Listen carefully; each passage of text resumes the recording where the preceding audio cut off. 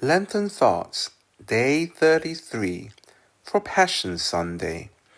Jesus said to the crowds of the Jews and to the chief priests, "Who among you can convict me of sin?" Would to heaven that we could speak in the same way, that we had no reason to fear being accused of sin. It is true that Christianity calls us to be saints, and if we truly followed the teaching of Jesus Christ, we could say like him, "Who among you can convict me of sin?" May the Lord grant that today I can inspire you with that original holiness which was the true mark of the Christians in the early church, those whom even their enemies, according to the testimony of Tertullian, could not accuse of any sin. We can understand holiness in two ways: a state of separation and a state of consecration. To be holy is to be separated from the world and from everything that is not God, or that distances one from God.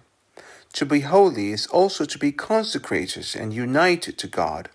This is the image that Jesus Christ gives us of himself in the gospel. "I am not of this world. I separate myself from the world." That is the first mark of holiness. "I honor my Father, and I am attached to him." That is the second.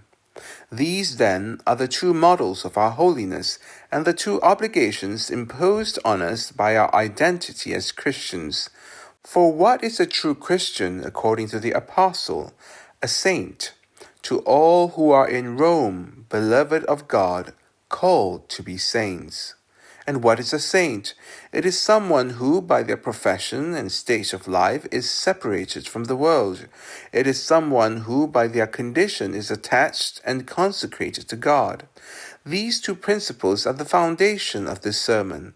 I intend to show you that there is no one who is not obliged to do all they can to say with Jesus Christ, "Who among you can convict me of sin?"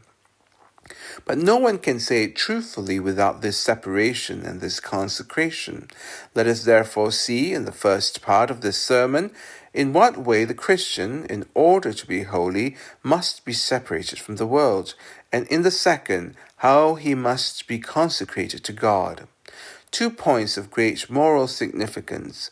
First point: I based my first proposition on the most solid principles of theology. There are two reasons that obligate the Christian to separate from the world in order to be holy. The first is the grace of vocation on God's side. The second, the response to that grace on our side. What is the grace of the Christian vocation? According to St. Augustine, it is a grace of discernment and separation. Those who are separated are the ones called, the elect of God, and by the sign of predestining grace they are distinguished. "Do you wish to know," says this doctor, "who are the elect? They are those whom God has drawn and separated from the world." So it is this separation that the character of the Christian vocation is found. That is why, when St. Paul speaks of the grace of his own vocation to the faith, he uses no other word than this: "He who separated me from my mother's womb and called me by his grace." When the Holy Spirit poured out on the first disciples the grace of the apostolate, which was the extension of their Christian vocation, he did it by separating them from the world. "Set apart for me Barnabas and Saul," as though this separation were a sacrament that constituted them apostles. But without seeking further proof, do we not see that when the Saviour called men to the evangelical profession, he said he came to separate a son from his father and a daughter from her mother? "I have come to set a man against his father and a daughter against her mother." This was to show that he considered the grace of vocation to consist in this separation. I even dare say that the eminent grace of Jesus Christ himself consisted in this, since St. Paul expressed it only by this word: separated from sinners. From this I conclude, since the holiness of Jesus Christ is the model of our own, his separation is also its example. And that the proper effect of the grace of the Christian vocation is found only in this distance from the world. If the grace of Christianity is necessarily a grace of separation on God's part, it follows consequently that our response to this grace on man's part must also be a grace of separation, because our response must be proportionate to the grace itself. If then the grace of Christianity is a grace of separation, it is impossible to respond to it without separating oneself from the world and from created things. From these principles, I draw 2 or 3 consequences, which each person must apply to themselves in particular. The first is that it is enough to be a Christian to be obliged, by one's profession or state, to live in general separation from luxury, from intrigues, from spectacles, and from all other vain amusements of the world, because the grace of Christianity consists in separating from them, unless one wishes to renounce everything the Church has done in their name, and that one has ratified 1,000 times after their baptism. When the fathers wanted to turn the first Christians away from public entertainments and comedies, he gave them no other reason than this, that they were Christians. When they wanted to recommend modesty of dress to women, they simply told them that they were Christians, and that name alone kept them in their duty. The second consequence I draw is that in the world, the more a man strives to separate himself from the world, the more he is a Christian. And conversely, the more he seeks dealings, intrigues, and connections with the world, the less he is a Christian.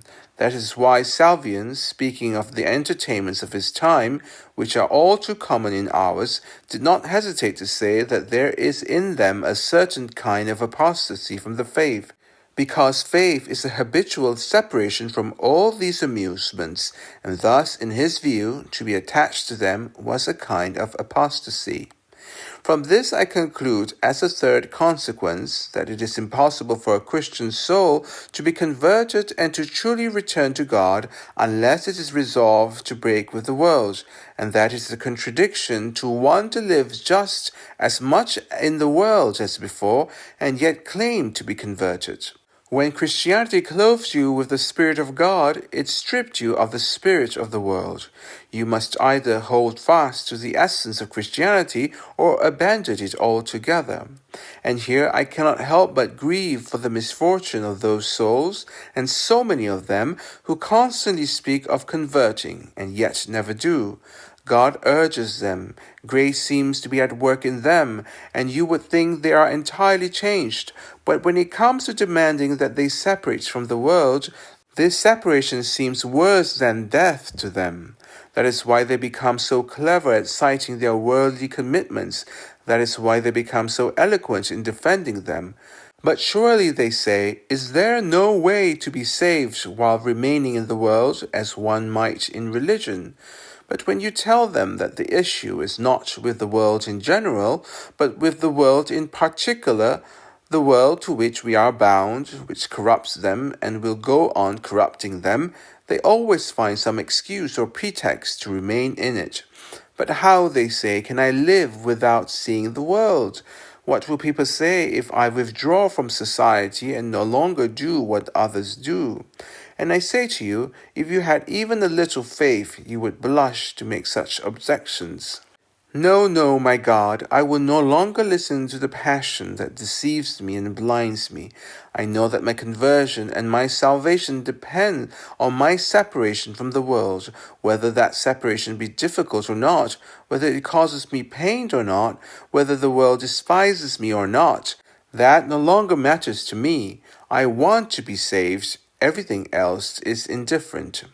There are 2 kinds of separation from the world, one external and physical, and the other internal and spiritual. To be a true Christian, one must be both. The separation of the body is just a phantom if the separation of the world does not follow, and separation of the spirit cannot endure if it is not preserved by the separation of the body. You can have this separation of heart and spirit even in the midst of the greatest worldly affairs, just as well as in the midst of the cloister, because this separation depends on you. You can create solitude in your heart whenever you wish, and however surrounded you may be by the world, you can be alone whenever you want. Did not St. Louis, in the midst of his court, live more detached from the world than the most solitary religious? You can be like him, and since you can, I say you must, because your Christian calling obliges you to it just as much as it did him. Beyond this interior separation, you must also have the exterior, because such is the fatal power of self-love and human weakness that one cannot help falling into the faults and vices of worldly people unless one takes care to avoid their company. So take some time to withdraw from the world, to weep over the past, to prepare for the future, and to put the present in order. Then separate from all worldly entertainments, from all that deceives and blinds, from all that prevents sound judgment. Then you will understand the horror of sin, the vanity and uselessness of all created things, and you will confess that God alone is worthy to be served and loved. What is strange is that only those who need it least seem to go on retreat. We see religious and priests there, but it is not properly for them, since they are always occupied with holy mysteries. Retreat is for the businessman who will never clear his conscience otherwise. It is for the courtier and the magistrate. It is for that woman immersed in disorder who will never come out of it without such a break.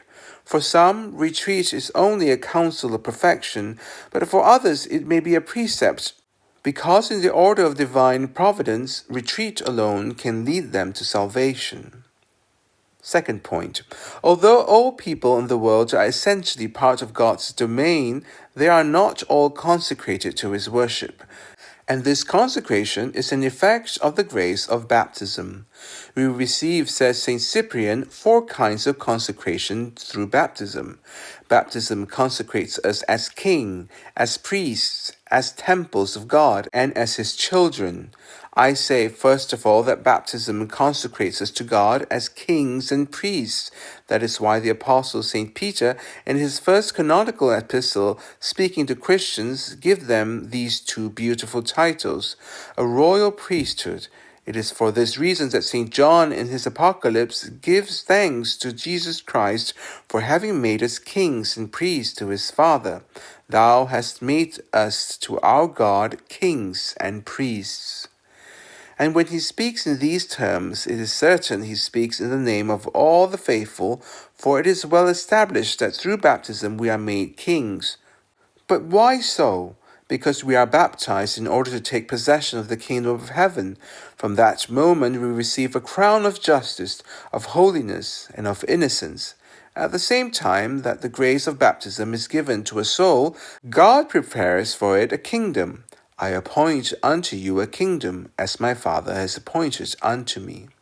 Baptism also makes us priests, not only because it commits us to offering God an interior sacrifice of our mind through faith, and our heart through charity, and of our body through penance, but also because, as Christians, we have a right to participate in the great sacrifice of the Church. That is, we have the right to offer the body and the blood of Jesus Christ together with the priest by assisting at Mass.